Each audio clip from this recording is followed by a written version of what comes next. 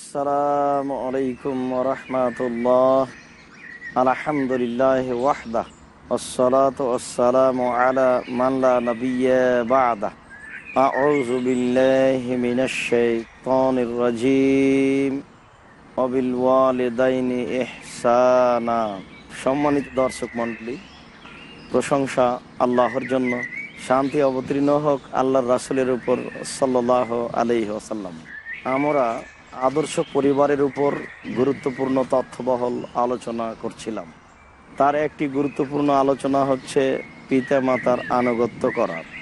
একটা পরিবারে যদি পিতামাতার আনুগত্য না থাকে, তাহলে সেই পরিবার কখনো কল্যাণ পেতে পারে না। মূলত পিতামাতার আনুগত্যই হচ্ছে একটা পরিবার সুন্দরভাবে পরিচালনা হওয়ার মাধ্যম। যখনই ছেলে মেয়ে পিতামাতার আনুগত্য ত্যাগ করবে, তখনই এই পরিবারের কাঠামো ভেঙে চৌচির হয়ে যাবে।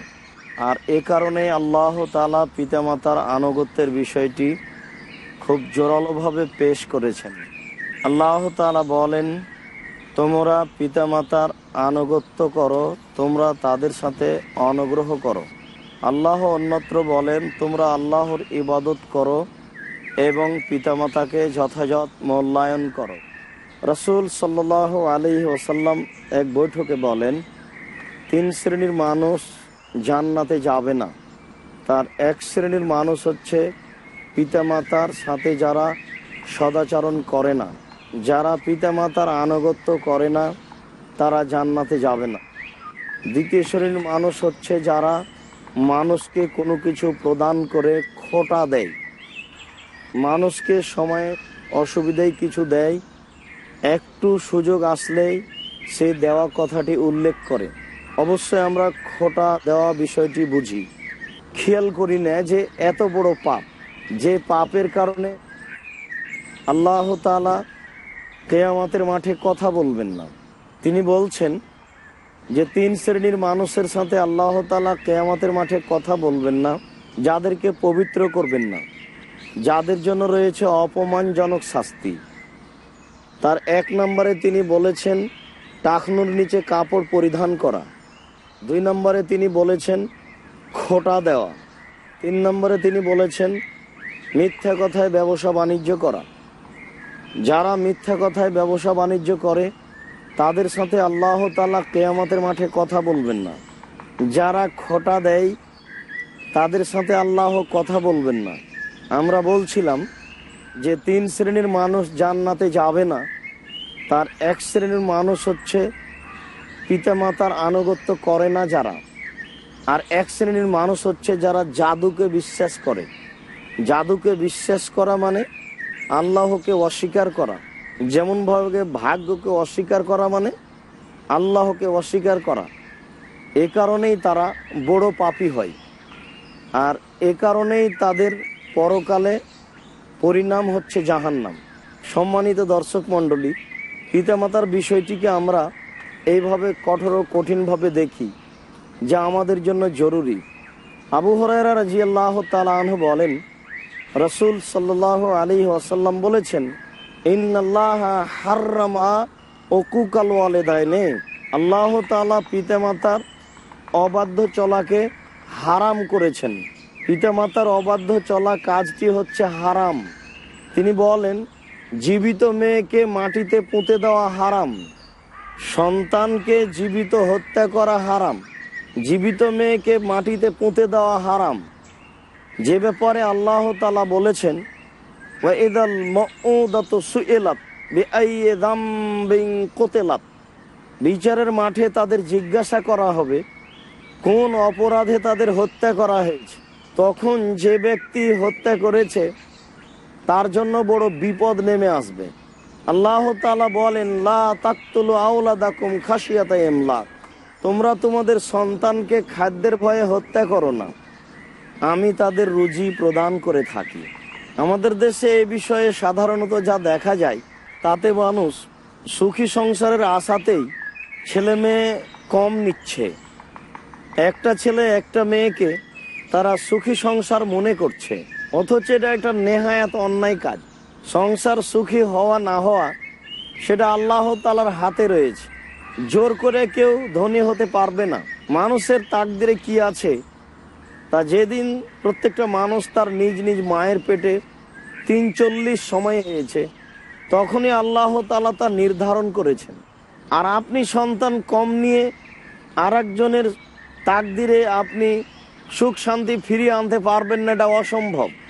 যার তাকদিরে যেটা লেখা আছে সেটা সে ভোগ করবে। আল্লাহর নবী বলছেন, ইন্না রিজকা ইয়াতলুবুন নাস, আল্লাহ তাআলা বলেন যে তোমরা খাদ্যের ভয়ে সন্তান হত্যা করো না, আমি তাদের খাদ্য প্রদান করে থাকি। আল্লাহ তাআলা যার যেটা তাকদিরে লিখেছেন সে সেটা ভোগ করবেই। একদা রাসূল সাল্লাল্লাহু আলাইহি সাল্লাম বলেন, ইন্না রিজকা ইয়াতলুবুন নাস কামা ইয়াতলুবুল আজাল, নিশ্চয় মানুষের রুজি মানুষকে খুঁজে যেমনভাবে মানুষের মরণ মানুষকে খুঁজে। সম্মানিত দর্শক মণ্ডলী, কোনো মানুষ মরেনি, মরণ তাকে খুঁজে পায়নি, এটা কি ঘটেছে? এটা তো ঘটেনি। মরণ কোনোদিন কোনো মানুষকে ফেল করে না। অতএব মানুষের রুজি যা নির্ধারণ আছে তা তাকে খুঁজে পাবে না এ কথা ঠিক নয়। তার তাকদিরে যে রুজি নির্ধারণ হয়েছে সে ভোগ করবেই। এ কারণেই তো আমরা অনেক সময়ে দেখি যে কোনো মানুষ মরার সময়তে বেশি খায়। আপনার পিতা অসুস্থ হয়েছে, আমি গেছি, আমাকে বলছে যে আমার ছেলেরা খেতে দেয়নি, অথচ এখনই আপনি খেতে দিলেন, আবার খেতে দিলে আবার খাবে, কারণ তার বয়স শেষ হয়ে গেছে, রুজি বাকি আছে। একটি চাউল বাকি রেখে দুনিয়াতে তার মরণ ঘটবে না। আল্লাহ তাআলা তার তাকদিরে যে রুজি নির্ধারণ করেছেন সে তা ভোগ করবেই, তারপরে মরণ হবে। আমরা অনেক সময় দেখতে পাই যে অনেক মানুষ মরার সময়তে কিছু খায় না, একবারে কয়েক মাস পার হয়ে যায় শুধু ফলের রস খেয়ে বা কিছু এক এক ফোঁটা দুধ খেয়ে। কেন? তার বয়স বাকি আছে কিন্তু রুজি শেষ হয়ে গেছে, এই জন্য সে না খেয়ে বেঁচে আছে। যতদিন পর্যন্ত তার বয়স আছে, হায়াত আছে, ততদিন পর্যন্ত বেঁচে থাকবে রুজি ছাড়াই। এই জন্য আল্লাহর নবী বলছেন যে মানুষের তাকদিরে যে রুজি নির্ধারণ করা হয়েছে সে রুজি কখনো মানুষকে ফেল করবে না, মানুষকে ভুল করবে না। মানুষ ভুল বুঝে জোর করে তাকদিরের পরিবর্তন ঘটাতে পারে না। এই জন্য 3টি মহাপাপ, তার একটি বড় পাপ হচ্ছে পিতামাতার আনুগত্য না করা, একটি বড় পাপ হচ্ছে খোঁটা দেওয়া, একটি বড় পাপ হচ্ছে ভাগ্যকে অস্বীকার করা। আল্লাহ তাআলা তাকদিরে যেটা লিখেছেন সেটা আপনি ভোগ করবেন, অতএব তাকদিরকে বিশ্বাস করুন। রাসূল সাল্লাল্লাহু আলাইহি ওয়াসাল্লাম বললেন, আর একটা জিনিস তিনি নিষেধ করলেন, অমানা ওয়াহাতিন, কৃপণতা। 3টে জিনিস মানুষের উপরে হারাম করেছেন, তার একটা হচ্ছে কৃপণতা। কৃপণতার পরিণতি জাহান্নাম। এই জন্যই আল্লাহর নবী সবসময় কৃপণতা থেকে পরিত্রাণ চাইতেন। তিনি বলতেন, আল্লাহুম্মা ইন্নী আউযু বিকা মিনাল বুখল, হে আল্লাহ আমি তোমার নিকটে কৃপণতা হতে পরিত্রাণ চাচ্ছি। আবু হুরায়রা রাদিয়াল্লাহু তাআলা আনহু বলেন, রাসূল সাল্লাল্লাহু আলাইহি সাল্লাম অত্র হাদিসে 3টি কাজকে অপছন্দ করার কথা বলেছেন। তিনি বলছেন, ওয়াকারেহা কিলা ওয়া কালা, মানুষের বদনাম করা, পরনিন্দা করা, নিন্দা করা, এসব কাজকে আল্লাহর নবী খুব অপছন্দ করতেন। ওয়া কাসরাতা সওয়াল, বেশি জিজ্ঞাসা, প্রয়োজন নেই এরপরেও জিজ্ঞাসা, এই জিজ্ঞাসা আল্লাহর নবী খুব অপছন্দ করতেন। আপনার জরুরি কিছু প্রয়োজন আছে তা জিজ্ঞাসা করুন, সেটাই ভালো, কিন্তু প্রয়োজন নেই আপনি অযথা জিজ্ঞাসা করতে যাচ্ছেন। রাসূল সাল্লাল্লাহু আলাইহি সাল্লাম বললেন, এজাতাল মাল, তিনি 3টে জিনিস খারাপ মনে করতেন, তার একটি হচ্ছে অপ্রয়োজনীয়ভাবে সম্পদকে নষ্ট করা। আল্লাহ তাআলা বলছেন, অতিরিক্ত খরচ করে যারা তারা শয়তানের ভাই। এটা কি অতিরিক্ত খরচ হলো না? অবশ্যই এটা একটা অতিরিক্ত খরচ হলো। সম্মানিত দর্শক মণ্ডলী, আমরা কিছু সময়ের জন্য বিরতিতে যাচ্ছি। ইনশাআল্লাহ আপনারা ধৈর্য ধারণ করে অপেক্ষা করলে আমরা এ বিষয়ে আরো গুরুত্বপূর্ণ তথ্যবহুল আলোচনা পেশ করব। আসসালামু আলাইকুম।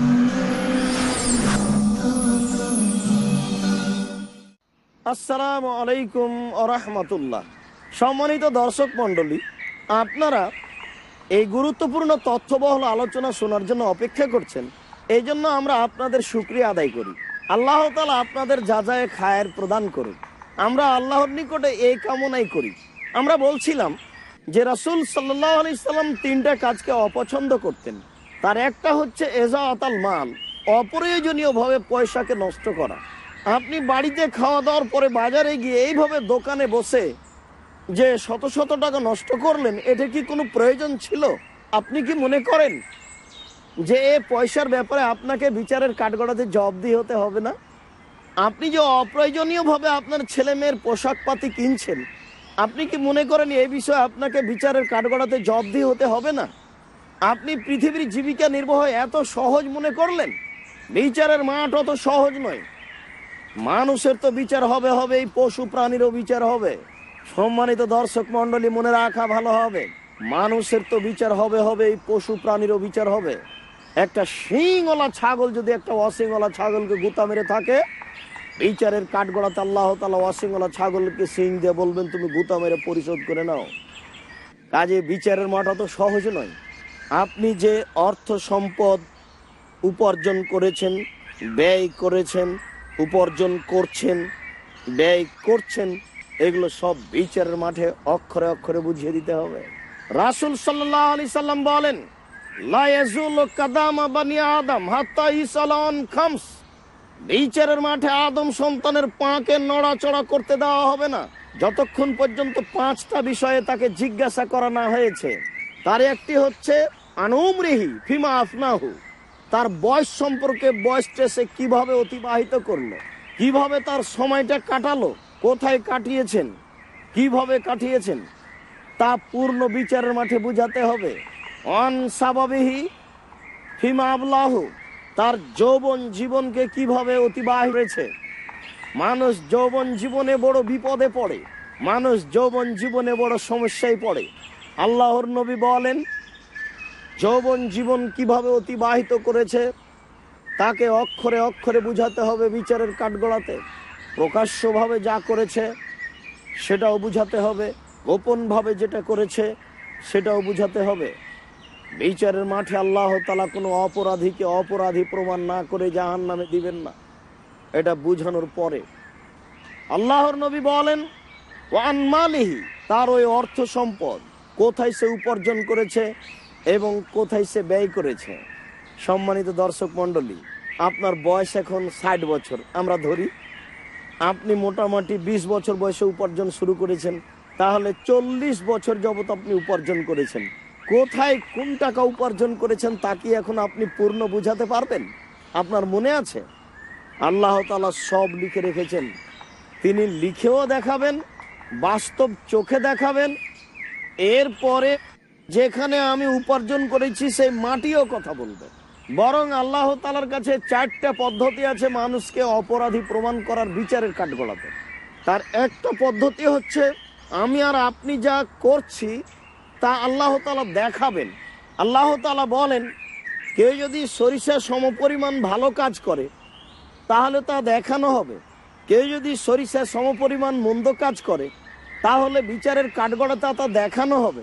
তাহলে বোঝা যাচ্ছে যে আমি যা উপার্জন করছি আর যেখানে করছি এটা আমাকে দেখানো হবে। আমি দেখেই বুঝে নিব যে এই আমি উপার্জনটা ওখানে করেছিলাম। আল্লাহ তাআলা বলছেন যে যেখানে মানুষ যে কাজ করছে সেই জায়গা কথা বলবে।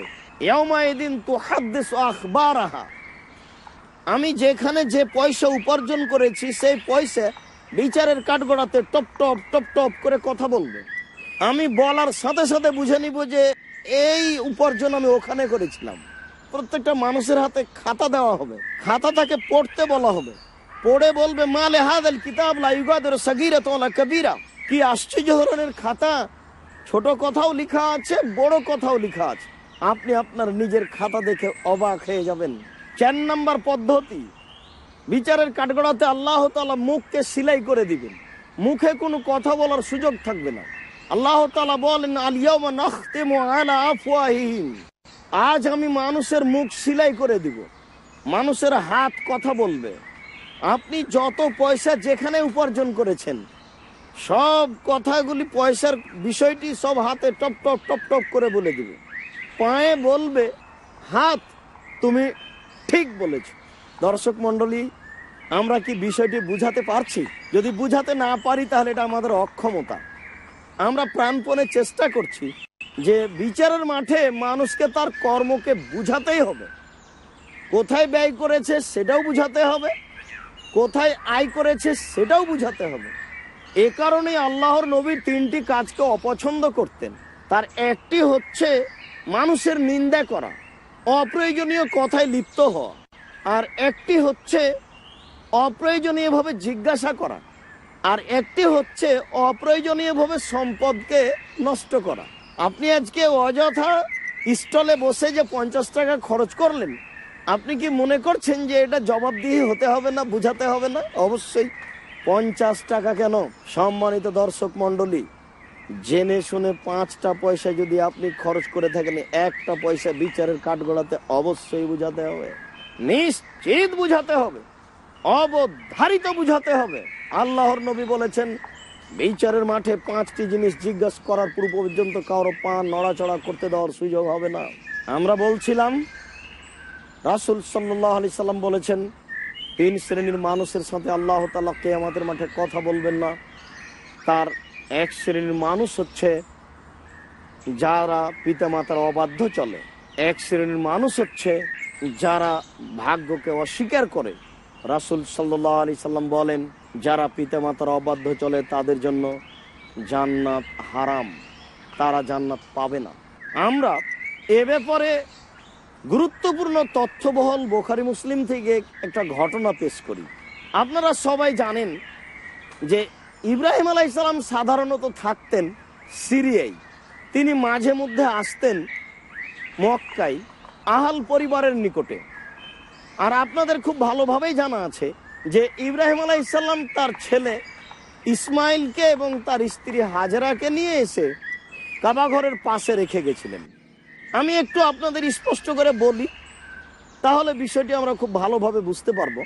আবু হুরায়রা রাদিয়াল্লাহু তাআলা আনহু বলেন, রাসূল সাল্লাল্লাহু আলাইহি সাল্লাম বলেছেন, যা ইব্রাহিম বিহা অবে ইবনেহা ইসমাইল, আল্লাহর নবী ইব্রাহিম ইসমাইলের মাকে সাথে নিয়ে আসলেন আর ইসমাইলকে নিয়ে আসলেন। তখন ইসমাইল দুধ পান করত। ফাওয়াজাহুমা ইনদা দাওহাতা, তিনি বাচ্চা এবং বাচ্চার মাকে পাকুড় গাছের পাশে রেখে দিলেন। লাইসা ফিহা মাউন ওয়ালা ইনসান, সেদিন তার কাছে কোনো পানীয় ছিল না, সেদিন কোনো মানুষও ছিল না।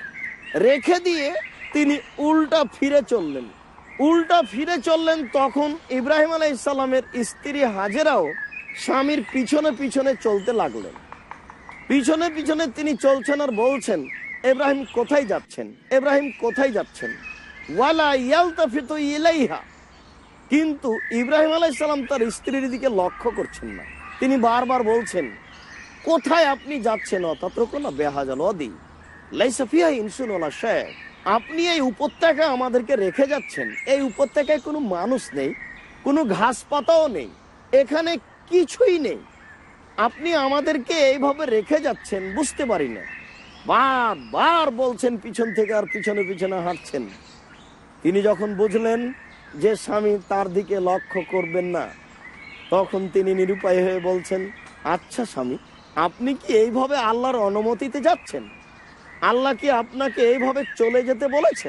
ইব্রাহিম আলাইহিস সালাম ওইদিকে মুখ করে বললেন, না, হ্যাঁ, আমাকে এইভাবেই চলে যেতে বলেছে। তখন হাজেরা রাদিয়াল্লাহু তাআলা আনহা বলেন, ফালা ইউযায়্যিনাল্লাহু তাআলা, ঠিক আছে, যেহেতু আল্লাহ আপনাকে চলে যেতে বলেছেন, অতএব আল্লাহ আমাকে এখানে ধ্বংস করবেন না। সুম্মা রাজা, এই কথা বলে তিনি উল্টা ফিরলেন, বাচ্চা যেখানে রেখে এসেছেন সেখানে তিনি চলে গেলেন। ফান্তালাকা ইব্রাহিম আলাইহিস সালাম তার নিজের গতিতে চললেন যেদিকে যাচ্ছিলেন। হাত্তা আতা সানিয়া, চলতে চলতে তিনি সানিয়া নামক পাহাড়ের পাশে চলে আসলেন।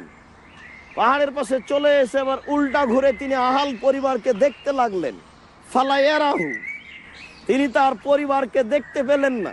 পরিবারকে দেখতে না পেয়ে তিনি কাবার মুখোমুখি হলেন। ওয়া রাফা ইয়াদাইহি, তিনি তার 2 হাত উত্তোলন করলেন। ওয়া দা বিহাজিল কালেমাত, এই কথাগুলি বলে আল্লাহর দরবারে প্রার্থনা করতে লাগলেন। তিনি হাত উঠিয়ে বললেন, ইন্নী আসকান্তু মিন যুররিয়াতি বিওয়াদিন গায়রি যি যারইন ইনদা বাইতিকাল মুহাররম। প্রতিপালক, তোমার ঘরের পাশে এই উপত্যকায় আমি আমার পরিবারকে রেখে গেলাম, যেখানে কোনো ঘাস পাতা নেই, যেখানে কোনো মানুষজন নেই, যেখানে কোনো পশু প্রাণী নেই। তুমি বলেছ, সেই জন্য আমি রেখে গেলাম। আমি জানি না কিভাবে থাকবে, আমার স্ত্রীও জানে না কিভাবে থাকবে। তুমি বলেছ তাই রেখে গেলাম তোমার জিম্মায়। প্রতিপালক, এই ব্যাপারে আমার কোনো হাত নেই। তোমার নিকটে আশাবাদী, তুমি নিজের জিম্মেদারি পালন করবে। আমি আমার ছেলেকে, আমার পরিবারকে তোমার নিকটে রেখে গেলাম, তুমি দেখিও। এইভাবে ইব্রাহিম আলাইহিসসালাম তার পরিবারের জন্য বারবার হাত উত্তোলন করে দোয়া করতে লাগলেন। দীর্ঘ সময় দোয়া করার পরে তিনি পরিবার রেখে চলে গেলেন। ইব্রাহিম আলাইহিসসালাম তার পরিবারকে দেখতে আসবেন, তখন তার পরিবার, তার ছেলে, তার পিতাকে কিভাবে মূল্যায়ন করবে, বিষয়টি আমরা পরবর্তী আলোচনায় গুরুত্ব সহকারে পেশ করব ইনশাআল্লাহ। সম্মানিত দর্শক মণ্ডলী, পিতাকে মূল্যায়ন করা ছাড়া, মাতাকে মূল্যায়ন করা ছাড়া মানুষ ইবাদতের মাধ্যমে জান্নাত লাভ করতে পারবে না। পিতা মাতাই মূলত জান্নাতের মাধ্যম। আল্লাহ রসুল বলেন যে পিতামাতার সন্তুষ্টিতে আল্লাহ সন্তুষ্ট, পিতামাতার অসন্তুষ্টিতে আল্লাহ অসন্তুষ্ট। অতএব প্রতিপালক, আমাদের ভুল ত্রুটি থাকতেই পারে, তুমি একটু দয়া করো, আমরা আমাদের পিতামাতার প্রতি আগ্রহী হই, তাদের আনুগত্য করি, তোমাকে সন্তুষ্ট করে জান্নাত লাভ করি। এই দাবি, এই দোয়া তোমার দরবারে রেখে সংক্ষিপ্ত আলোচনা এখানে শেষ করছি। আসসালামু আলাইকুম ওয়া রাহমাতুল্লাহ।